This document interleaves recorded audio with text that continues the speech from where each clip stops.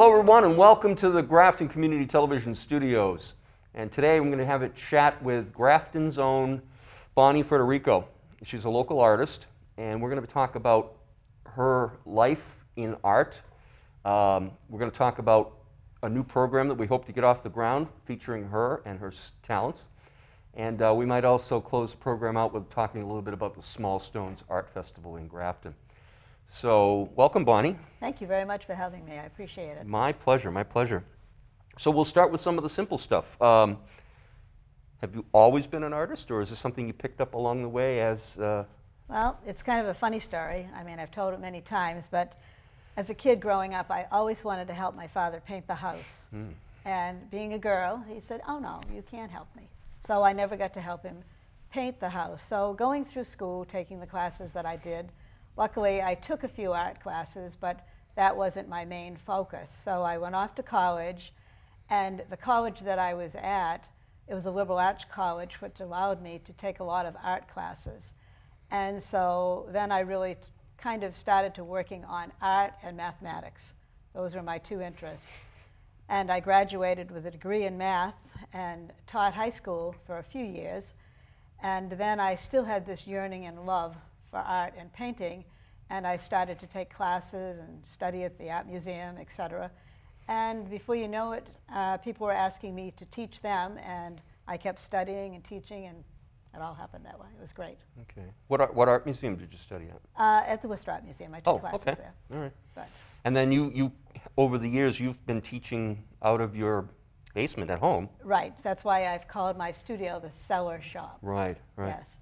Which has been wonderful, because to go to work, I just go down the stairs, I'm at work, and everybody comes to my house, unless I happen to be bringing in a national teacher to teach for me, and then we're, off-site someplace. Right, and of course that all went out the window once the COVID crisis hit. Unfortunately, yes. Right, right. Yes. So this summer I was lucky enough to start teaching a few classes out in my driveway. We put up a tent, and I had a few of the women that wanted to come over, knowing we were going to be outside, have masks on 6 feet away, and so I started teaching some this summer.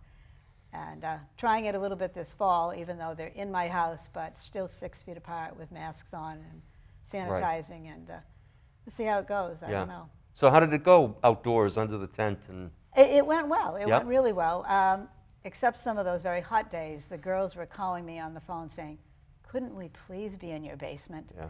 And they were comfortable to come in knowing that I had the good circulation system. We had our masks on 6 feet away. So they were happy, and some of those hot days we were inside rather than outside. Right, right. So it worked out okay. I don't know what's going to happen, because it seems like things are getting worse, just like they said it would. So I don't know. So do you have a particular type of art that you find that you're most attracted to, or are you kind of a little bit of everything person? I'd say, well, I'll back up a little bit. When I started to learn how to paint, I was kind of called a decorative artist. And a decorative artist, we used to paint on furniture, we used to paint murals, and do more of that kind of painting. But as time went on, and obviously I learned more, I guess I would say I got better. I've moved now into the fine art field, painting in oils, watercolors, and my latest is painting in colored pencils. So I would say now I consider myself a fine artist rather than a decorative painter. Painting in pencil. Right, well, they consider this a form of painting, colored pencils. It's a type of painting, even though I'm doing, you could say you're drawing, but there's so much more to it.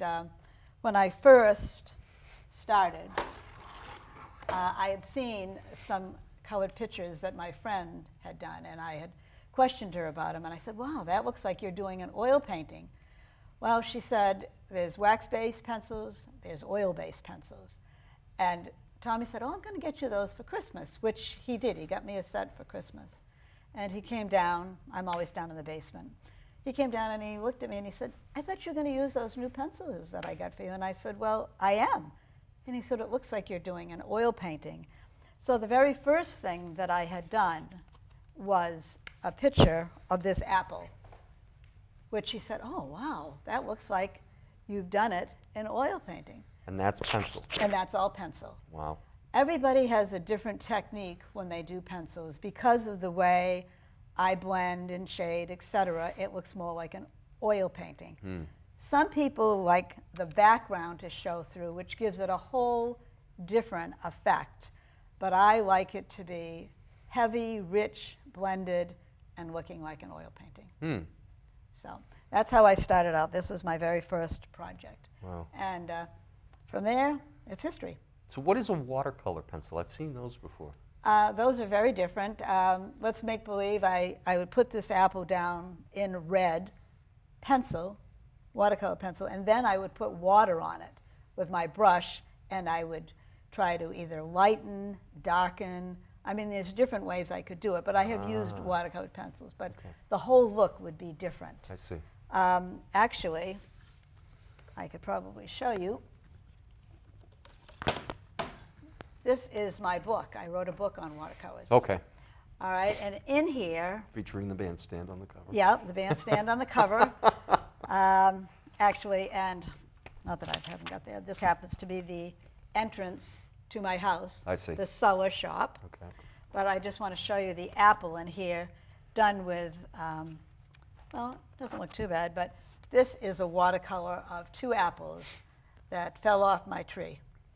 So I guess now that I'm looking at it, it doesn't look a whole lot different, but usually it's a softer look unless somebody is trying to really put a lot of pigment into their painting.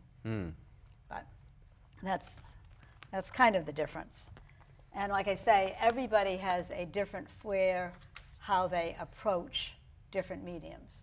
But mine seems to look like oil paintings, and that's the way I want them to look. Even on this, you can see that you can do colored pencils on a piece of porcelain, okay? And this is just a Christmas ornament, because my students like to, you know, they like to do different things, and obviously, if they're traveling, they can take ornaments with them, they take their pencils with them, they pack up, they go to Florida for the winter, and they've made, you know, made a lot of different things. It's a very portable medium, and that's why I'm finding my older clients really love the medium, because it's so portable. So how do you protect the artwork on a piece like this? There are different sprays that you can spray it with to protect it.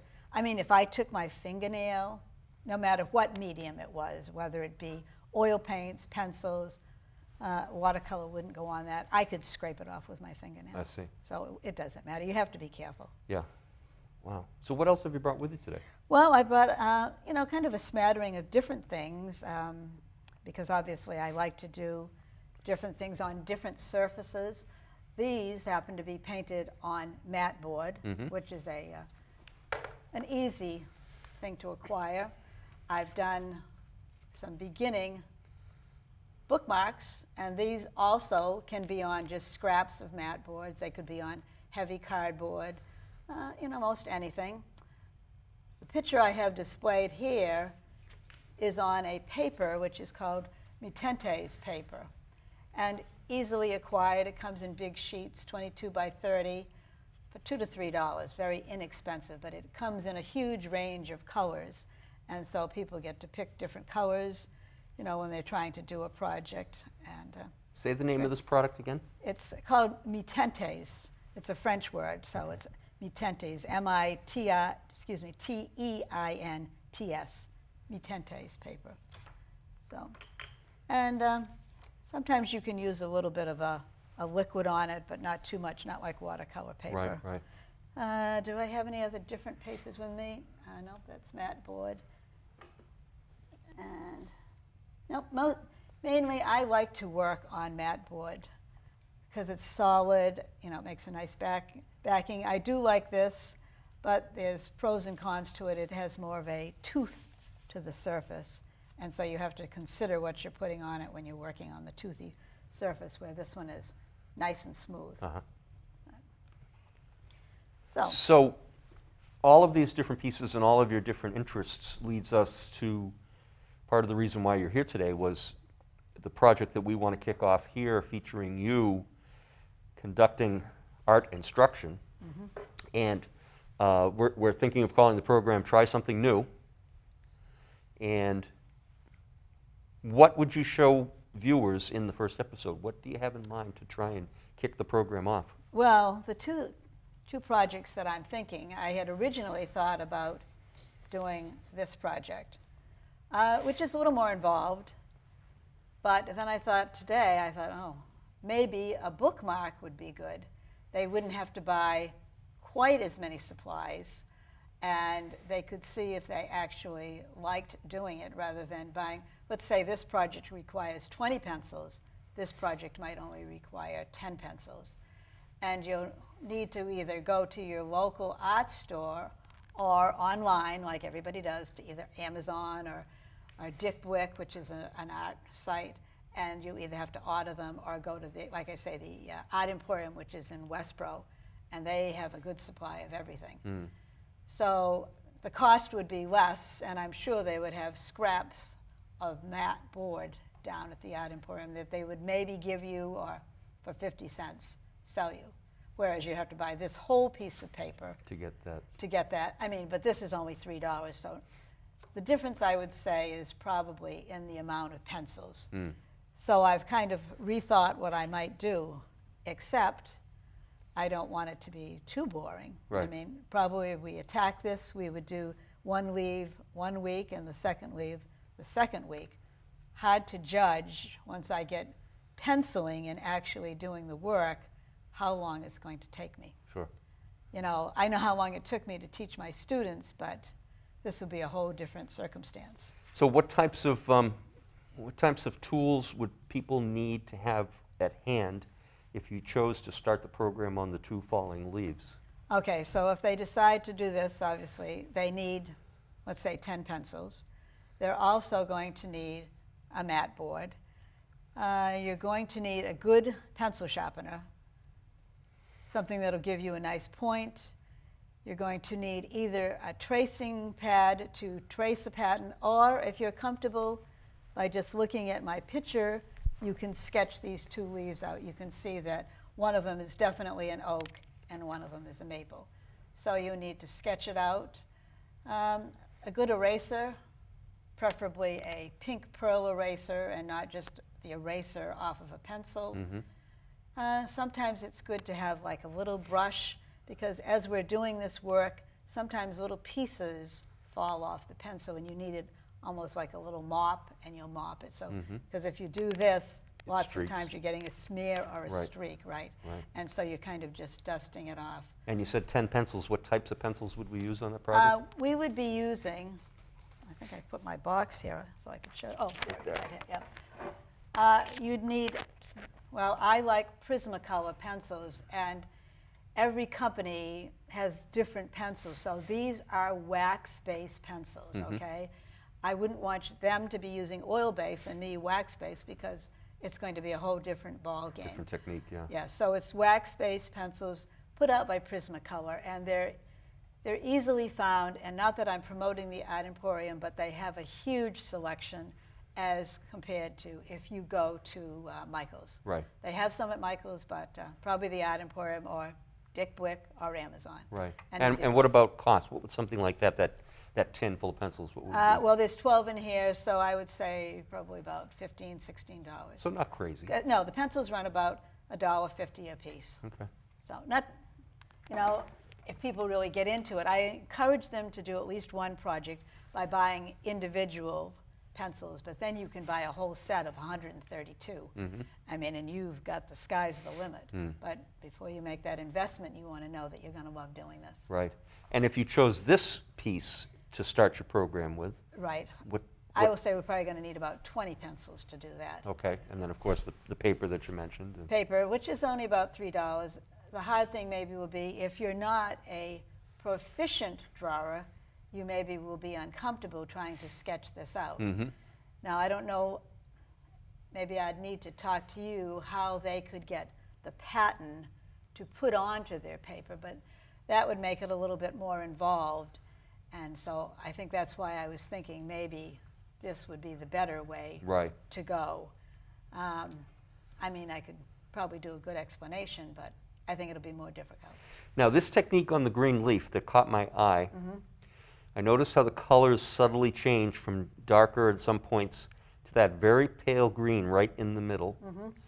And at first I glanced at it while you were talking, and I thought, it almost looks like it's airbrushed on. So how did you get that technique?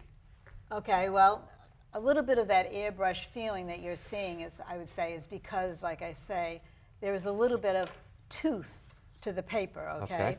So as the color goes on, I explain it to my students when they first start. They're putting the color on a paper that is like an English muffin that has nooks and crannies. Okay. Okay, so sometimes we're using light pressure to stay on the top of the hills, sometimes more pressure to get the color down into the grooves to give you more intense color. So that is why you're seeing that maybe a little bit of a blush or, you know, a softer look to it. Right. So and it's all depends on the pressure that you're using. And as I would be demonstrating to do this or that, I will talk about the pressure that needs to be used. It's not like I'm just throwing the color on. There's a lot to this. You need to know color theory. You need to know, why did I choose these greens to work on a red background? Because red and green are complementary colors. If you don't pick the right greens, then it's going to look like a fluorescent leaf, and it's going to be just shouting at you. And so everything has to be coordinated with the color of the paper that you're using. So lots of times I am using a neutral paper, okay, and this is a paper called Stonehenge, similar to the Mitentes paper, but it's smooth, okay, and you don't really see or worry so much about the valleys and the hills. The good thing this paper easily accepts. I had to put on like a turpentine. I laid green colors down here, took my paintbrush, put turpentine, I dipped in the turpentine, and then circularly worked this in to give the green a soft, smooth color so it wasn't choppy. An out of focus effect almost. Yes, yes, something out in the background, definitely. So, but you know, one technique here, another technique here, and another technique here. So, you know, a lot of learning things in this. I've taught this at a convention, and I think it was probably a 6-hour class I taught it. And did they go home with it finished? Probably not. But anyhow. So you're also heavily involved in the Small Stones Art Festival. Yes, I am. And the festival is coming up very soon? Yeah, very soon. Actually, we've been working on it since August 15th. A flyer went out to everybody and saying we need submissions, and the first 500 people to submit will be in the festival. And when I say be in the festival, they will be in the virtual gallery. So if you sent in a picture, as long as you were one of those first 500, you're not judged. Everybody that put their picture in will be in that virtual gallery. So it was really a nice way to get the people of Grafton and all the surrounding towns to participate, knowing that they weren't going to be judged by a jury to get into the virtual 500 show. But And when does the event take place? well, the event will be going live, I would say almost immediately, because now the judges have done all the judging, and so they have the winners, but the winners will not be announced till October 23rd. So they won't be announced for a while. But People's Choice, people will have a chance to go on to the Small Stone site, vote for People's Choice. We have a lot of virtual programs going on, and when I say programs, well, let's say, for example, this is my picture. I was judged into the catalog, and when I say the catalog, we will have a catalog. We call this the catalog. So out of the 500, approximately 144 people were picked to be in the catalog. I was lucky enough to be picked to be in the catalog. This is one of my pictures that they picked.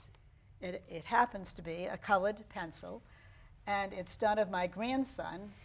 And like I say, you know, the judges, there's 3 fine art judges and 3 photography judges, and so obviously this was judged by the fine art judges, and lucky enough to get in the show. And then if you got a high enough score, we're going to have maybe a half a dozen people speaking on my picture. So I would, if I get chosen to speak, excuse me, I would be on for 5 to 8 minutes with my picture, and I would be explaining to them why I did this picture, how I did this picture, and then we're going to have question and answers. So you could call in and you could say, oh, well, Bonnie, well, how did you do that? Or like you were asking me, oh, how did that effect come about? So we're going to offer that, you know, in both the fine arts and the photography, and then other speakers and other things going on. The whole, oh, I'd have to look up my dates, but several things will be going on. So we're hoping that people will tune in, go to the Small Arts, Small Stones site, and see when those things are going on. So we've been working very hard, even though it's been all virtual. Sure, sure. It's been a challenge. Yeah. But it's good. Yeah, and if you haven't had the opportunity to see any of the works in past Small Stones festivals, last year we produced a video, and the work is really amazing. So if you get the opportunity to go to the site and check it out virtually, I recommend you do that. So in the few minutes we have left, how would you like to close? Well, first I'll say I can't believe we're closing. I told you that would happen. But I wish I had some way to know which project people would like to do. But I guess being a teacher, thinking about the whole thing, I guess I'm going to go with the simpler project. And if we really enjoy it or people are interested, I would be happy to come back and do another more complicated project. But I believe this is the one that we'll start with. Okay. So that will be my plan. All right. I hope you join us. Yeah. So at the end of the program, we'll give you a detailed list of what you might need to produce that piece that Bonnie referenced. And that'll, as I said, that'll come up at the close of the program. And information about the Small Stones Festival, that'll also come up at the end of the program. And as I say, if you get the opportunity to check it out, it's really quite interesting to see all the works. There are some really talented people out there. So, Bonnie, thank you for coming in. Thank you for having me. Great. It was great. I hope you had a good time. I did. Thank you for watching. I'm Bob DeToma.